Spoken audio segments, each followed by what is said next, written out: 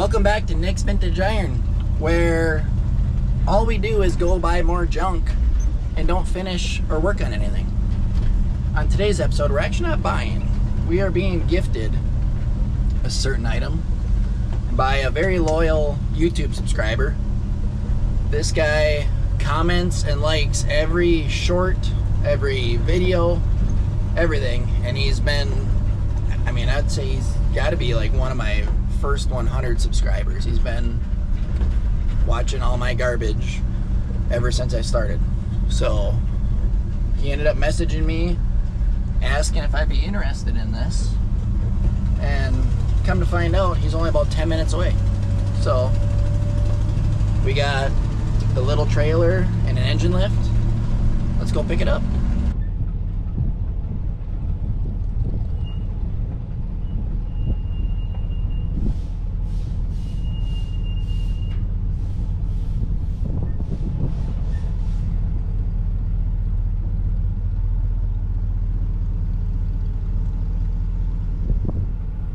You're about 7 inches on this side.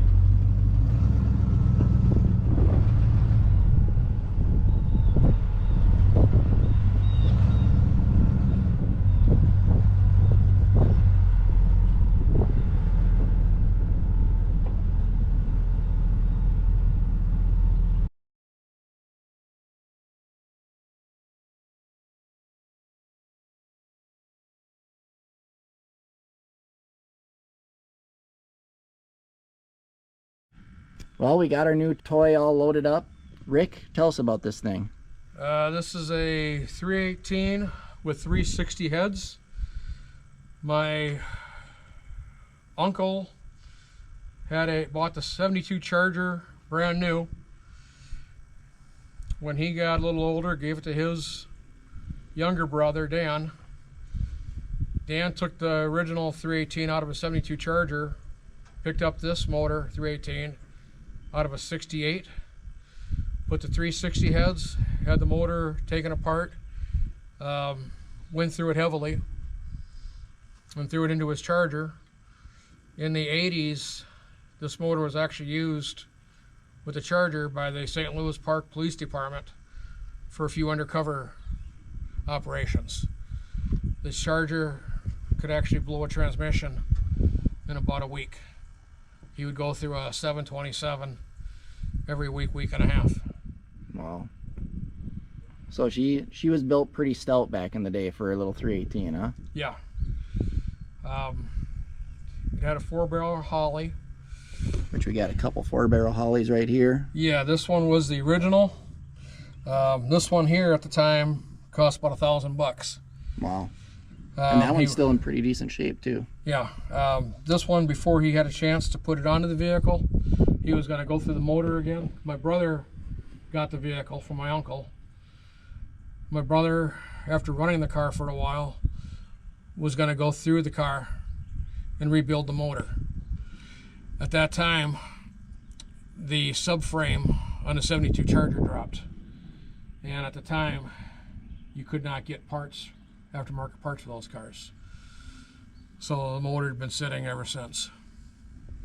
And now it's currently sitting in the back of an international pickup.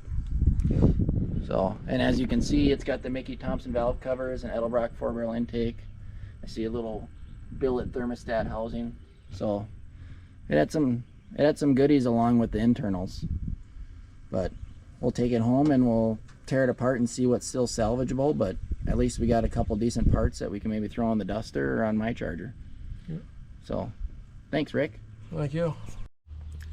All right, so we got our little FREE-18 unloaded.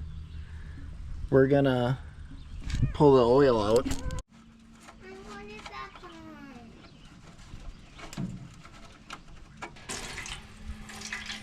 Pure water. That's nice. Oh, there's some oil. Yeah. A little bit of oil in there. Probably gonna overflow the pan.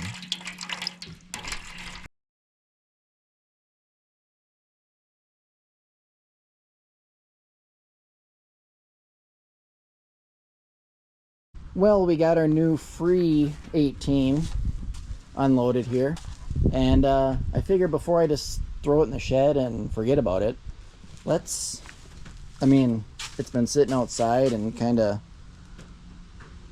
not saying neglected, but saying neglected for a while now. So let's tear some things off it and see how bad it really is.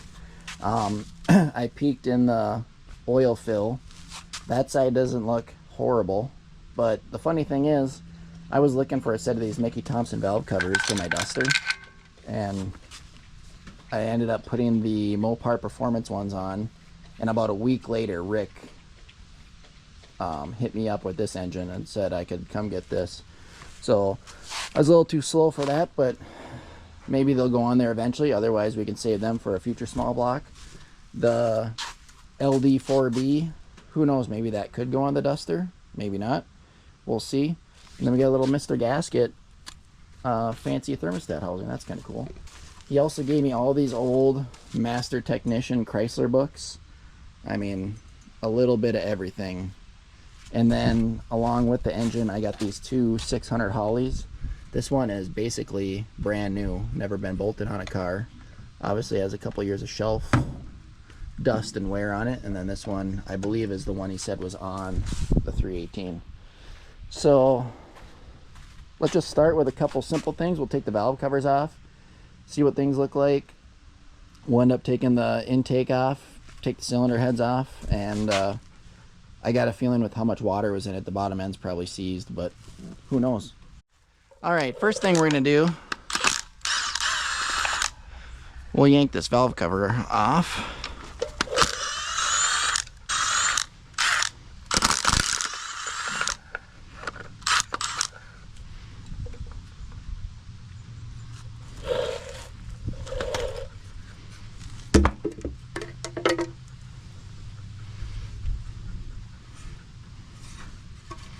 Okay, that's pretty sweet.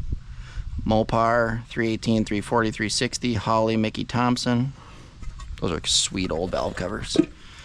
This honestly ain't too bad for this motor sitting out in the elements.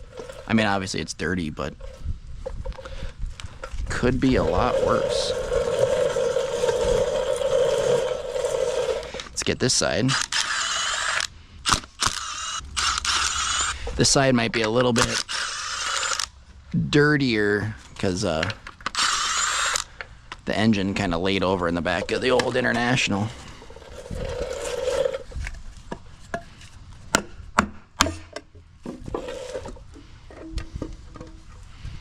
That's still not bad.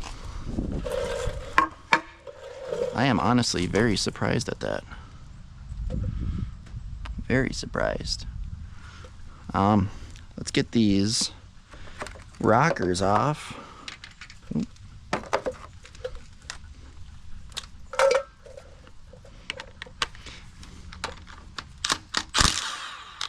I wish building engines was as easy as taking them apart. Taking them apart is super simple.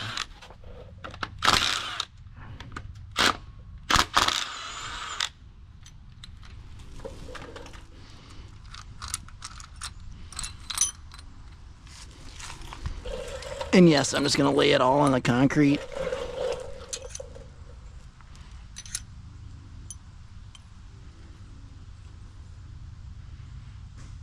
It's almost like them push rods are rubbing on the heads. Let's see if we can crack this sucker loose. Oh, there she goes. Probably should have loosened up the bypass hose first. Probably a mouse nest or something gross in here. Something's gonna jump out and bite me. Wow. Honestly, not terrible.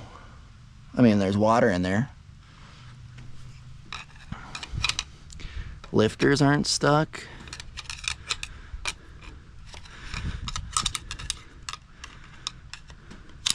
A couple of them are a little sticky.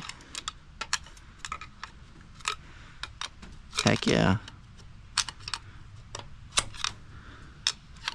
Heck yeah. That crossover is a little nasty. There's some green moss and stuff in there, but let's get these heads off.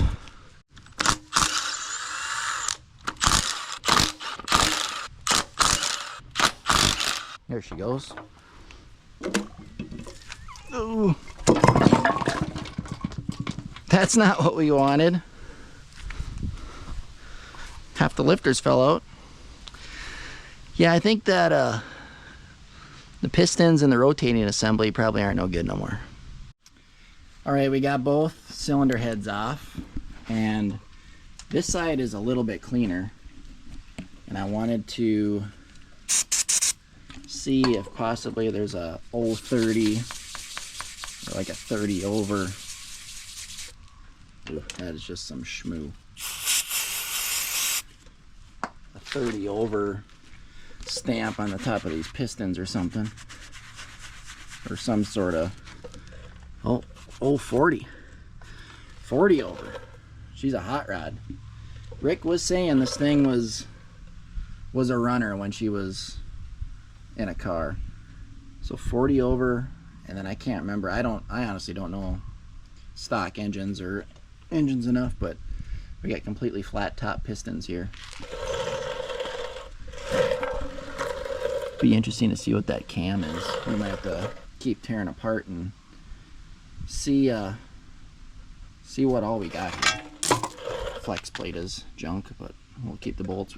I can't remember if I mentioned it's got a 4-speed crank, so that's cool. Let's keep ripping this sucker apart.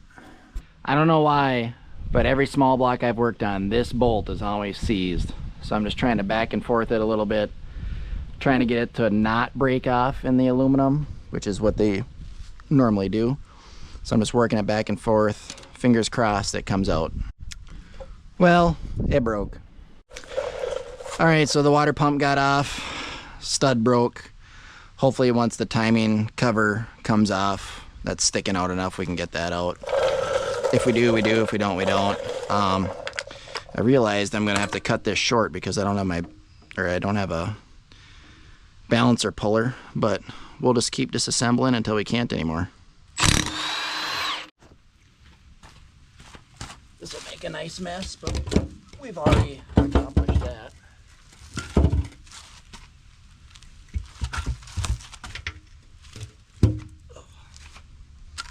All right, let's rip that oil pan off. Got a mess. I should probably move all the bolts before I just explode them in outer space, huh?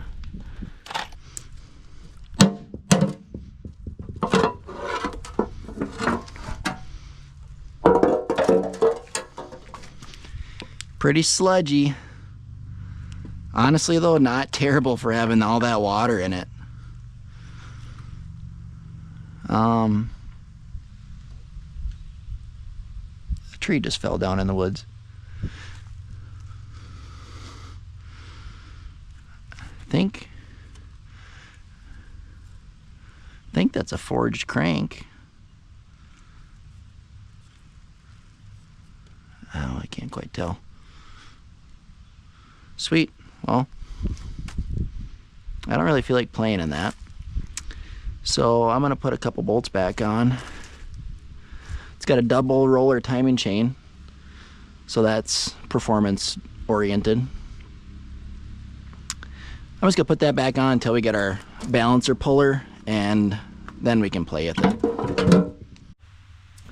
Well, here we are, a day late and $1 short. Ended up getting the balancer off with a puller. Now we can pull this timing cover off and check out. Remember, I peeked through the one inspection hole and it looked like a double roller. So we'll get that pulled out, and then maybe I can spill all this training fluid I had soaking in there and flip this thing over, and we'll see if we can maybe get the rest of it disassembled. Like I said, I don't have any plans for this engine, but I just figured if I can pull everything kind of off and have it on the shelf and label it for something later, that's a win, and it stores easier. So let's get this water pump and timing housing off and see what it looks like in there. All right, housing is off. Fought us the whole way due to that bolt. Ended up snapping in the block, so that's cool. But that's kind of minor for now. The old timing chain, she's a little sloppy. I've seen videos and posts about worse. So let's set that in the dirt. And we'll get the eccentric off.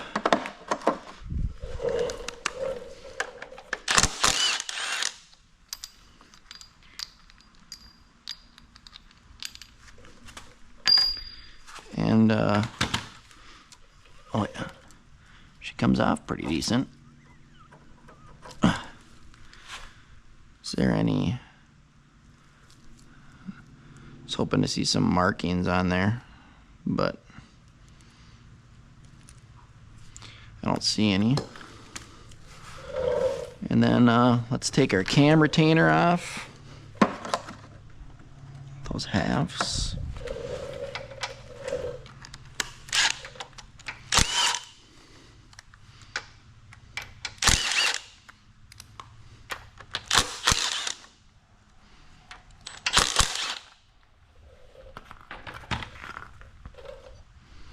Cam retainer's off. Wonder if we'll be able to even slide this cam out. Probably not.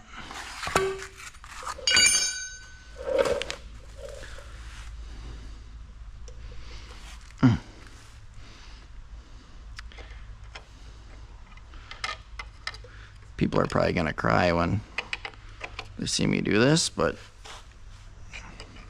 it's probably not savable. Oh, there we go.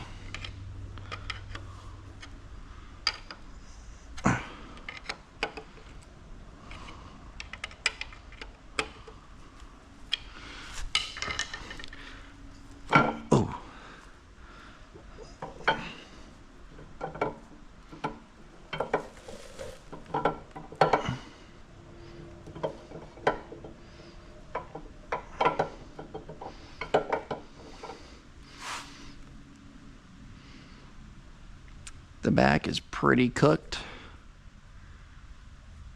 31914 part number. Wonder if there's gonna be a part number on the back. I'm hoping it's like some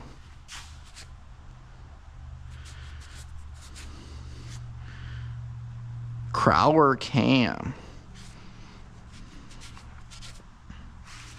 Hold up. Oh shoot, my brake clean.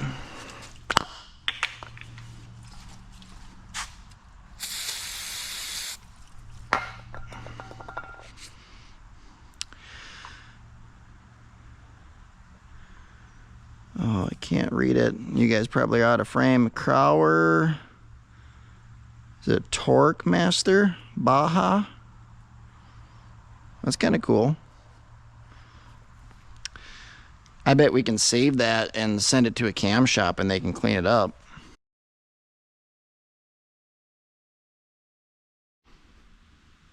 All right, we had the pan. Oh, helps if I go the right way, right? We've had the pan off one time, and time to pull it off again. And I did this on cardboard, so I make less of a mess this time. And I want to say, like, since it's all like swirly and droopy on the crank, I want to say that's a forged crank, but you guys tell me below. If there is anything that I am referring to wrong, please let me know. All right, I'm gonna start pulling rod caps.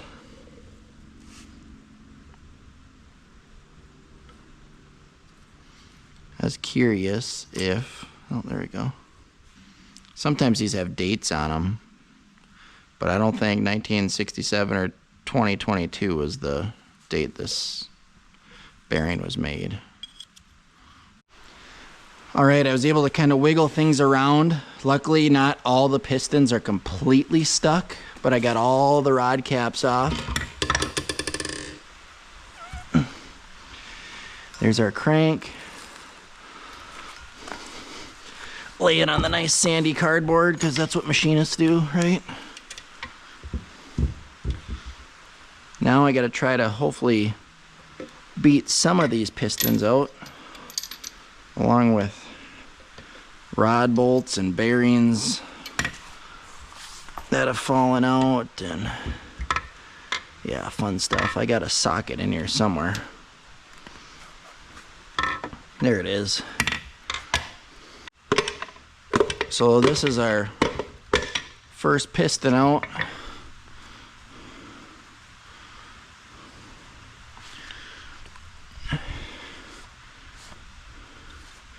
Little scuffing.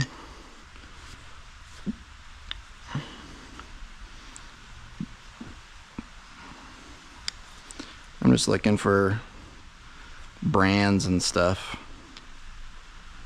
but we'll clean them up eventually and see if I can get all 8 out. The one side is a lot more stuck than the other, so let's keep going. Well, I think that's about gonna do her. I still have 3 pistons on this side, 2 on this side. They move, but the rust ridge is too thick. I can't pound it past them. So I might try kind of like wire wheeling or something just to get them out of there. I mean, obviously the bores are toast. You can't really see too good like this. There. I mean, that bore is terrible. This one was stuck almost at the top, so I kind of scraped some of it down. That one's pretty gross. This side was a lot less stuck on the whole engine.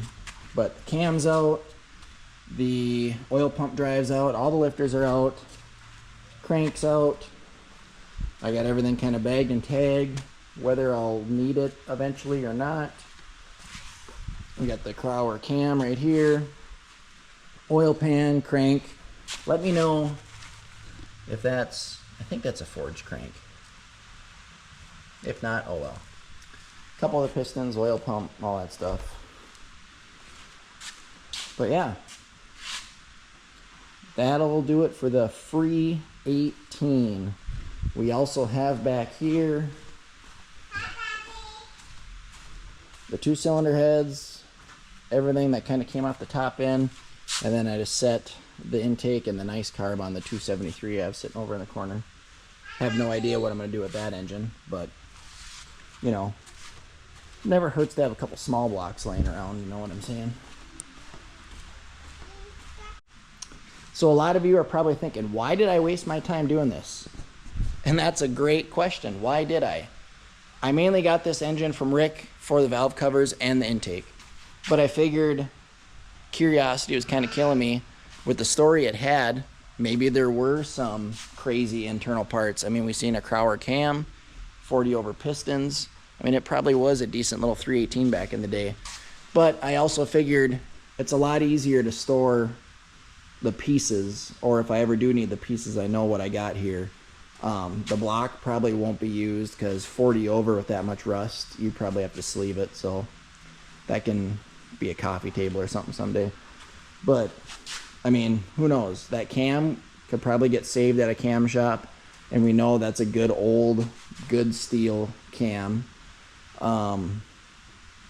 Yeah, it just, I didn't need to do this, but the couple hours I had into it, it was fun. So I know Jamie at Dead Dodge Garage, he does this stuff a lot, and I get a kick out of seeing what's in these old engines and what kind of carnage they have and what's in them. So probably won't be doing anything like this for a while. Next video will probably be on the Charger, and make sure you guys stick around for that because that car needs to get running soon. So thanks for watching, and come on back later.